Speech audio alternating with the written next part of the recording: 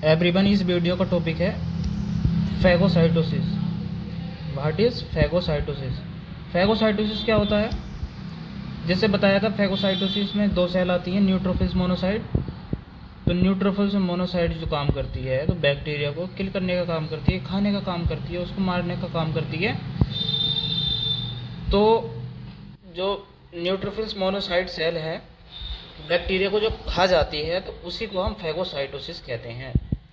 खाने की क्रिया को फैगोसाइटोसिस कहते हैं। अंडरस्टैंड?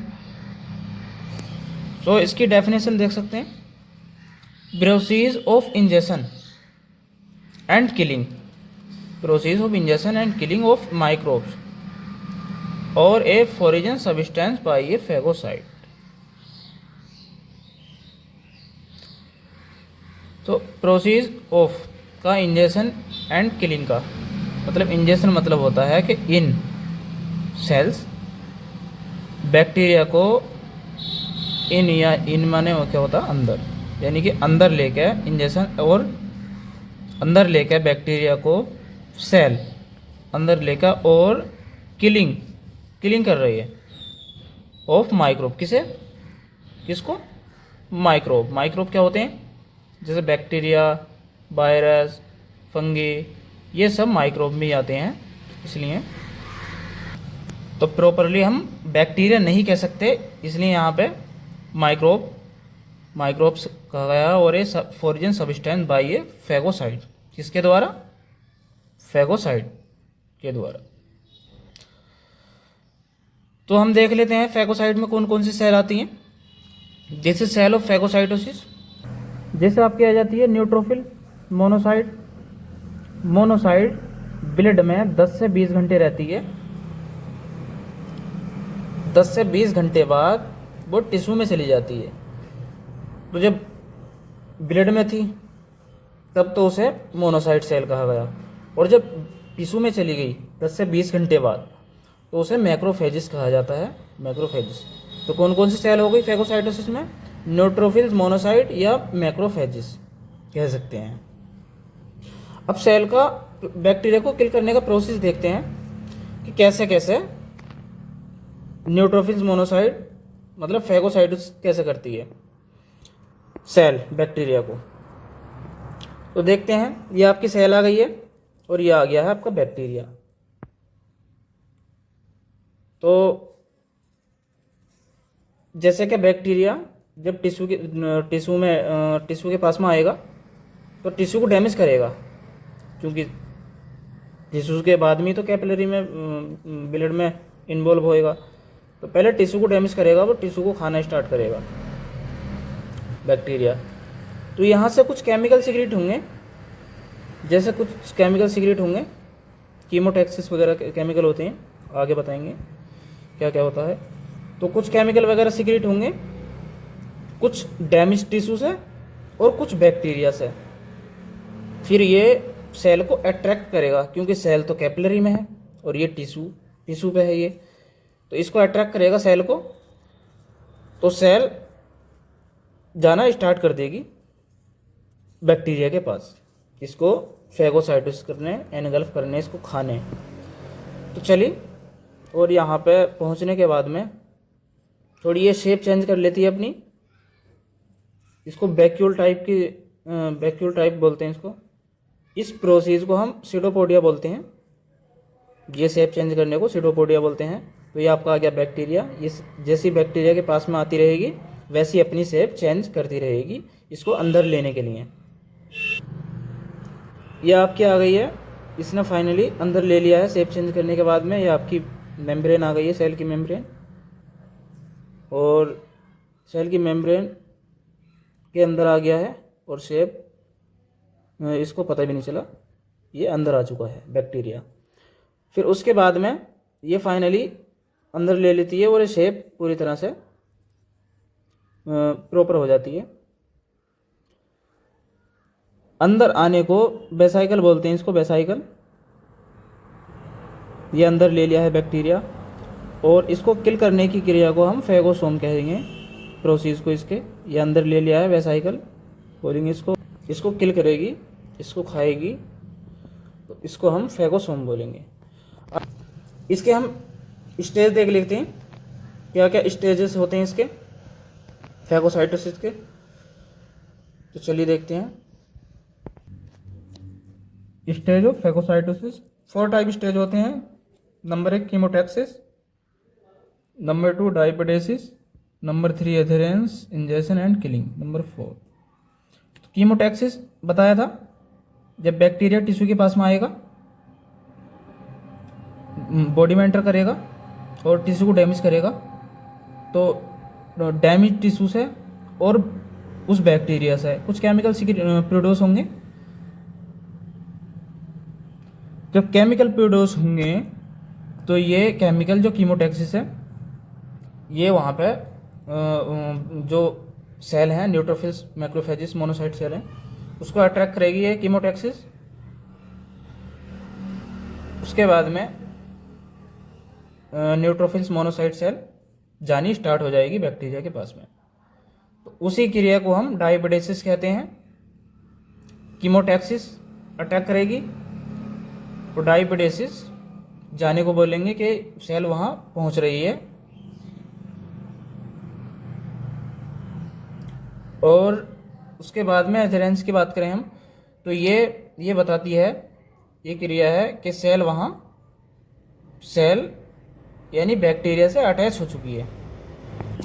सेल बैक्टीरिया से अटैच हो चुकी है और अटैच होने के बाद में सूडोपोडिया बनाएंगे, जैसे अभी पीछे बताया था प्रोसेस। सूडोपोडिया बनाता है।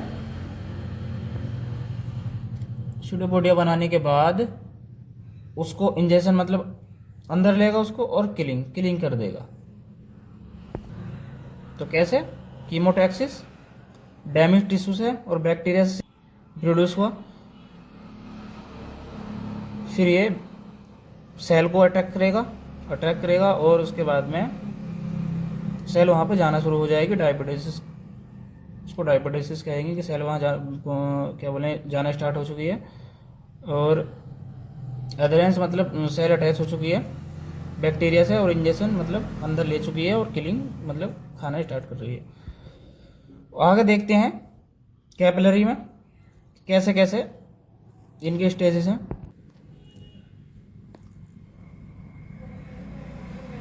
तो ये आपकी आ गई कैपिलरी, ये आपकी कैपिलरी आ गई है।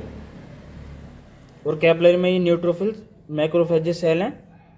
ये कैपिलरी है आपकी, ये आपकी ब्लड वेसल्स, ये आपकी ब्लड वेसल्स हो गई है। और ये आपकी एंडोथेलियल सेल हो गई हैं। ये आपका आ गया है टिश्यू, और ये है बैक्टीरिया। सेल कहाँ पे हैं? ये आपके आ गए हैं सेल। ये आ गया है आपका बैक्टीरिया। बैक्टीरिया जब बॉडी में एंटर हुआ तो ये आपका आ गया टिश्यू है ये। तो ये टिश्यू को डैमेज करना स्टार्ट करेगी, खाना स्टार्ट करेगी। बैक्टीरिया जो है खाना स्टार्ट करेगा।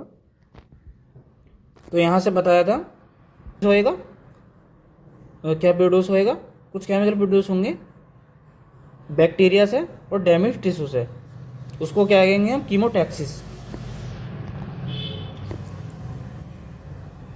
क्या कहेंगे? कीमोटैक्सिस। यहाँ पे एक तरह से बैक्टीरिया ही नहीं कह सकते, इसको माइक्रो ऑर्गेनिज्म कहेंगे, क्योंकि बैक्टीरिया ही नहीं, वायरस भी हो सकता है, फंगल इन्फेक्शन भी हो सकता है, कुछ भी हो सकता है। तो इसको बैक्टीरिया नहीं कहेंगे, इसको माइक्रो ऑर्गेनिज्म कहेंगे फाइनली। तो यहाँ से कुछ केमिकल सीक्रेट हुए जो कीमोटैक्सिस कहते हैं। अब कीमोटैक्सिस सेल को अटैक करेगा। कीमोटैक्सिस क्या करेगा? सेल को अट्रैक्ट करेगा। अट्रैक्ट करने के बाद में यहाँ पर सेल जाना स्टार्ट हो जाएगी। ये आपकी कैपिलरी है, कैपिलरी में जाना स्टार्ट हो जाएगी बैक्टीरिया के पास। अब ये आ गई आपकी न्यूट्रोफिल्स, यहाँ थी। फिर उसके बाद में ये मार्जिन पे पहुँच जाएंगी, मार्जिनेशन पे। ये आपकी मार्जिन आ गई है, मार्जिन पे पहुँच गई है। यहाँ पे बैक्टीरिया है, फिर उसके बाद में बैक्टीरिया डैमेज करता करता टिश्यू को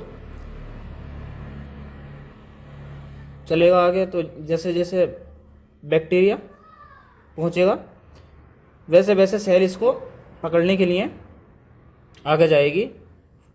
तो सेल यहाँ से यहाँ पहुंची, इसको कहेंगे मार्जिनेशन। और फिर आगे बढ़ी है तो इसको कहेंगे रोलिंग अडेशन, मतलब ये अटैच हो चुकी है। यहाँ पे दो चीज़ें देख सकते हैं, एक रोलिंग अडेशन और अधेरेंस। अभी पीछे बताया था, यह है आपका अधेरेंस, मतलब सेल अटैच हो चुकी है, इसको हम अधेरेंस कहेंगे और रोलिंग अडेशन भी कहेंगे। तो यहाँ पे पहुँचने के बाद में फाइनली ये सेल एंडोथेलियल सेल से न्यूट्रोफिल मोनोसाइट मैक्रोफेजिक सेल से निकलने के बाद में फिर इस टाइप से, जैसे अभी पीछे बताया था किस तरह से किलिंग करती है, तो सीटोपोडिया बनाएगी। डायपेडेसिस मतलब बैक्टीरिया तक पहुंच चुकी है, बैक्टीरिया से अटैच हो चुकी है, इसको हम डायपेडेसिस कहेंगे। वैसे तो डायपेडेसिस इनको भी कहेंगे क्योंकि यहाँ से कीमोटैक्सिस अट्रैक्ट करेगा सेल को, तो यहाँ से जाना स्टार्ट हो जाएगी, यानी कि जाएंगी तो अटैच तो होंगी। तो इस प्रोसेस को भी हम डायपेडेसिस कहेंगे। फाइनली ये सेल निकलने के बाद में टिश्यू तक पहुंच जाती है बैक्टीरिया के पास, इसको खाने के लिए। पहुंचने के बाद में ये सेल सीटोपोडिया बनाएगी। ये आपका बैक्टीरिया है। सो फाइनली ये अंदर कर लेगी। अंदर करने के बाद में इसको इंजेक्शन एंड किलिंग, मतलब सीटोपोडिया बनाने के बाद में बैक्टीरिया को अंदर करके ये बताया जा रहा है कि किस तरह से की जाती है, कैपिलरी से कहाँ जाती है, कैसे जाती है, ये बताया जा रहा है। वैसे तो पीछे बता दिया है किस तरह से किलिंग करती है, वही प्रोसेस चल रहा है सेम। ये देखें आप, वही प्रोसेस चल रहा है सेम। फाइनली अंदर ले लिया। तो फाइनली अंदर लेने के बाद इंजेक्शन एंड किलिंग, मतलब अंदर लेने के बाद में अब किलिंग करेगी। तो यहाँ बताया था अंदर लेने को क्या कहेंगे, फैगोसोम। अंदर ले लिया है, कैसे कैसे लिया बैक्टीरिया को वो आपने देख लिया है। अब यहाँ पे जो किल होगा, ये जो बैक्टीरिया है अंदर आ चुका है, अब ये बैक्टीरिया किल होगा। तो ये दो प्रोसेस से किल होता है, एक होता है नॉन ऑक्सीडेटिव और एक होता है ऑक्सीडेटिव। क्योंकि बैक्टीरिया तो अंदर आ गया है, इतना आपने देख लिया है, लेकिन अब किल होगा कैसे होगा, कौन करेगा इसको किल, यहाँ पर सीक्रेट होएगा। नॉन ऑक्सीडेटिव प्रोसेस है, केमिकल और प्रोटीन लाइसोजाइम। फाइनली प्रोटीजेज, ये proteases secreted and kill bacteria, यानी कि बैक्टीरिया को ये किल करेगा पहली प्रोसेस में। अब दूसरा प्रोसेस क्या होता है, ऑक्सीडेटिव प्रोसेस। जब बैक्टीरिया एक्टिवेट होता है तो पेरोक्साइड बनाता है, पेरोक्साइड के थ्रू वो किल करता है। मतलब पहले तो ये आपका आ गया है, ये अंदर ले लिया है बैक्टीरिया। तो यहाँ पे बताया था दो प्रोसेस से ये किल होता है। तो पहला प्रोसेस ऑक्सीडेटिव, नॉन ऑक्सीडेटिव, और दूसरा ऑक्सीडेटिव। तो पहले जो नॉन ऑक्सीडेटिव है तो उसमें प्रोटीन लाइसोजाइम केमिकल वगैरह सीक्रेट होंगे, तो वो एक प्रोटीज बना सीक्रेट करेंगे, वो किल करेगा। फिर दूसरा प्रोसेस लगेगा, दूसरे प्रोसेस में आपका ये आ जाता है, जब बैक्टीरिया एक्टिवेट होगा तो पेरोक्साइड बनागा, अब वहाँ पर पेरोक्सीडेशन के थ्रू किल करेगा उसको, तो फाइनली बैक्टीरिया किल हो जाएगा। और यहाँ पे एक चीज़ और देख लेते हैं, अगर ब्लड वेसल्स में कोई प्रॉब्लम होती है, फैगोसाइटोसिस में इफेक्ट हो सकता है। मतलब जैसे WBC की न्यूट्रोफिल्स की मोटिलिटी में कोई प्रॉब्लम है, कोई कॉन्जेलेटल प्रॉब्लम है, तब फैगोसाइटोसिस में प्रॉब्लम हो सकती है। ऐसे में बहुत जल्दी इन्फेक्शन होने के चांसेस ज़्यादा रहते हैं, मतलब जल्दी जल्दी इन्फेक्शन हो सकता है अगर प्रॉब्लम है। So all about the phagocytosis. Thank you so much.